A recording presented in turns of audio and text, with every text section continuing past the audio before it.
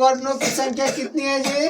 11। व्यंजन वर्णों की संख्या 33। संयुक्त व्यंजन कितने हैं? 4। अनुसार या चंद्र बिंदु और विसर्ग को मिला के कभी कभी एक ही में लिखा जाता है, मैंने अलग अलग लिख दिया है, ठीक है। द्विगुण व्यंजन 2। कुल मिलाकर हम सब जानते हैं कि 52 अक्षर होते हैं या 52 वर्ण होते हैं।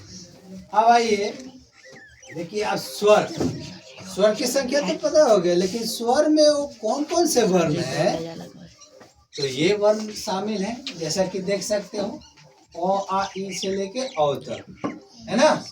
अब ये स्वर वर्ण भी 2 भागों में विभक्त हैं। कैसे?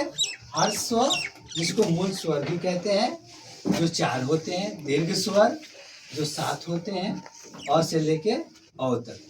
अब इस दीर्घ स्वर में भी पार्ट है जिसका एक नाम दिया गया है संयुक्त स्वर। ए से लेके औ तक को संयुक्त स्वर कहते हैं, है ना। अब आइए अयोग वा, जिसको अनुस्वार अह, जिसको विसर्ग के नाम से जानते हैं, उसकी संख्या कितनी है जी? 2 है। अब आते हैं व्यंजन। तो व्यंजन में क से हाथ तक जो है टोटल कितने हैं? 33 है। अब 33 है तो आप इसको आप अपने से लिख लीजिएगा, है कि नहीं। इसको अब व्यंजन वर्णों को 5 वर्ग में बांटा गया है नहीं। तो जैसे क वर्ग, च वर्ग, ट वर्ग, त वर्ग, प वर्ग। मैंने यहाँ क वर्ग के सारे वर्ण लिख दिया हूँ। 5-5 वर्णों के सभी होते हैं, तो 5 वर्ण मिलाकर के टोटल कितने व्यंजन हो गए? 25। 5 5 जा 25 होता है कि नहीं? अब इसी 25 वर्णों को स्पर्श व्यंजन के नाम से भी जानते हैं। स्पर्श व्यंजन क्यों?